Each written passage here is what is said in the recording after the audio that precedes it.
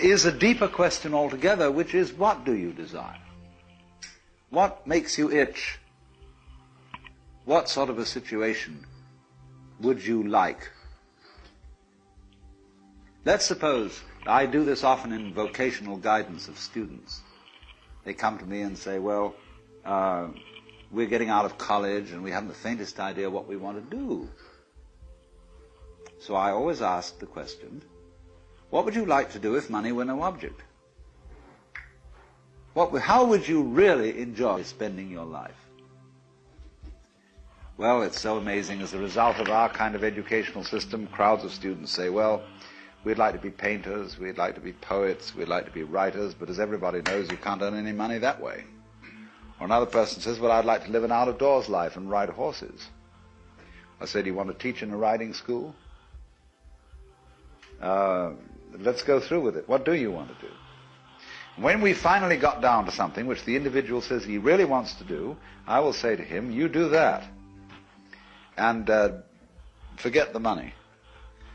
Because if you say that getting the money is the most important thing, you will spend your life completely wasting your time. You'll be doing things you don't like doing in order to go on living, that is, to go on doing things you don't like doing, which is stupid. Better to have a short life that is full of what you like doing than a long life spent in a miserable way. And after all, if you do really like what you're doing, it doesn't matter what it is, you can eventually turn it, you could eventually become a master of it. It's the only way to become a master of something, to be really with it. And then you'll be able to get a good fee for whatever it is. So don't worry too much. Somebody's interested in everything. And anything you can be interested in, you'll find others who are. But it's absolutely stupid to spend your time doing things you don't like in order to go on spending things you don't like, doing things you don't like, and to teach your children to follow in the same track.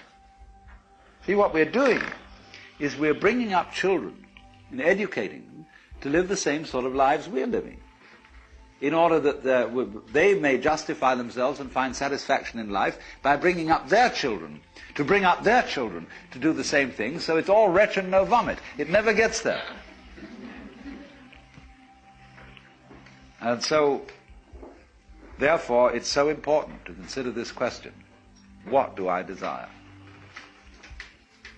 Well, when we answer that question in a naive way, we figure out that we want to desire, what we want is to control everything.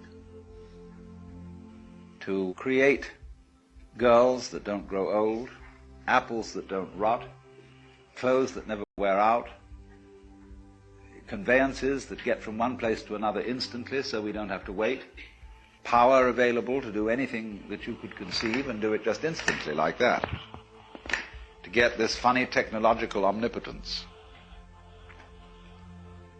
But if you take time out to think about that and really go into it with your full strength of imagination and find out whether that's where you want to be,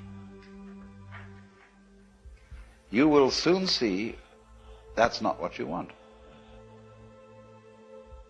Because the moment you have a situation where you are really in control of things, that is to say, in which the future is almost completely predictable, you will see, as I said last night, that a completely predictable future is already the past.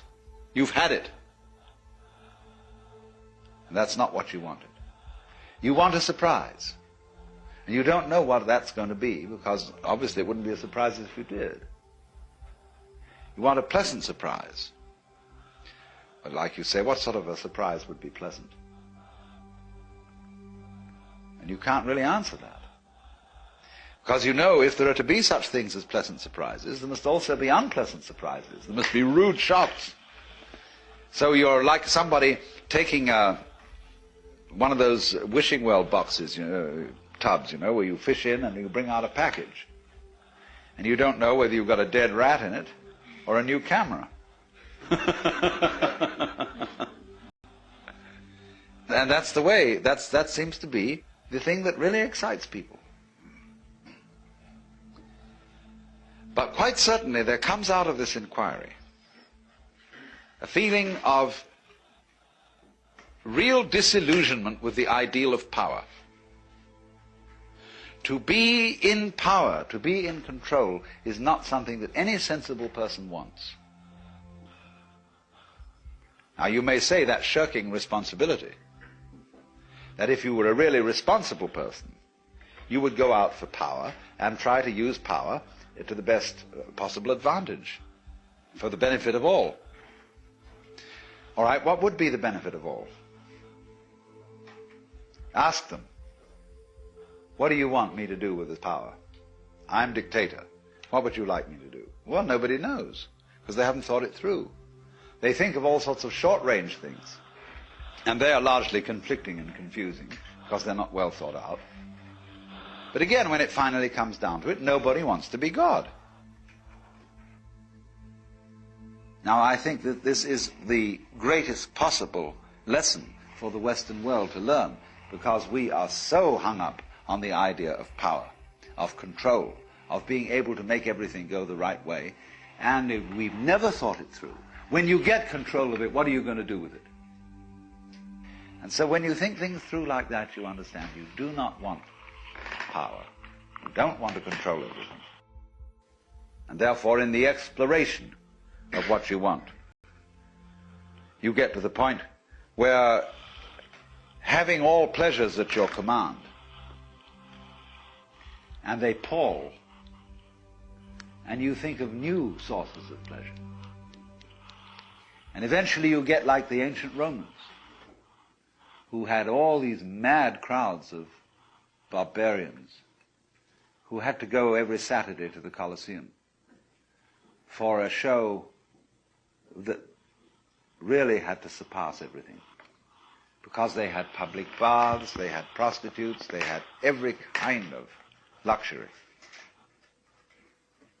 But when they went to see one of the big shows that people like Nero put on, they would have, for example, floats circling the Colosseum, all full of slave girls from distant parts of the Mediterranean, garlanded with flowers and waving at the crowd and going innocently around. And the next minute they would release wild lions into the arena to eat up all the slave girls. They got a big sadistic kick out of that. Because you see, pursuing pleasure beyond a certain place takes you into what the Buddhists call the Naraka world, that is to say, the hells. When you have explored pleasure to its ultimate limit, the only thing you can get a kick out of is pain. And so naturally, you descend from the Deva world at the top of the wheel to the Naraka world at the bottom, where it shows all these beings in states of torture. You get to the hell world as a result of not knowing what you want. As a result of thoughtless pursuit of pleasure, which ends you eventually in the pursuit of pain. So when you're in the hell world, that's where you want to be. So when I ask, I go right down to the question, should we start with, what do I want? The answer is, I don't know. When Bodhidharma was asked, who are you, which is another form of the same question, he said, I don't know. Planting flowers to which the butterflies come. Bodhidharma says, I know not. I don't know what I want. Well, when you don't know what you want, you've reached the state of desirelessness.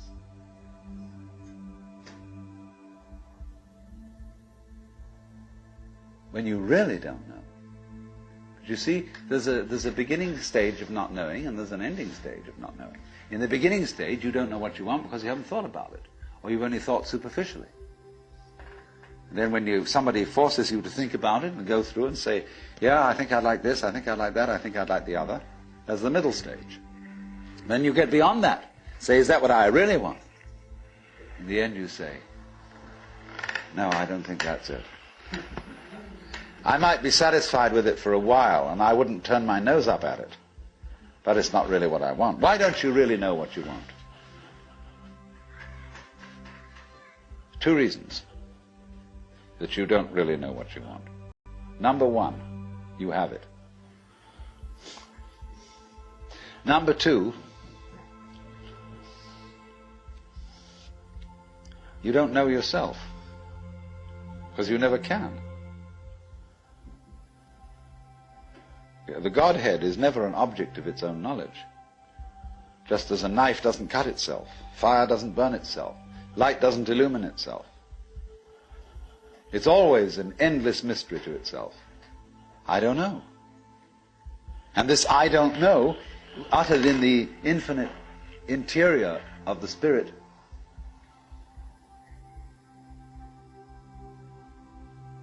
this I don't know is the same thing as I love, I let go, I don't try to force or control. It's the same thing as humility. Any time you, as it were, voluntarily let up control, in other words, cease to cling to yourself, you have an access of power. Because you're wasting energy all the time in self-defense, trying to manage things, trying to force things to conform to your will. The moment you stop doing that, that wasted energy is available. And therefore, you are, in that sense, having that energy available, you are one with the divine principle. You have the energy. When you're trying, however, to act as if you were God, that is to say, you don't trust anybody and you're the dictator and you have to keep everybody in line, you lose the divine energy. Because what you're doing is simply defending yourself.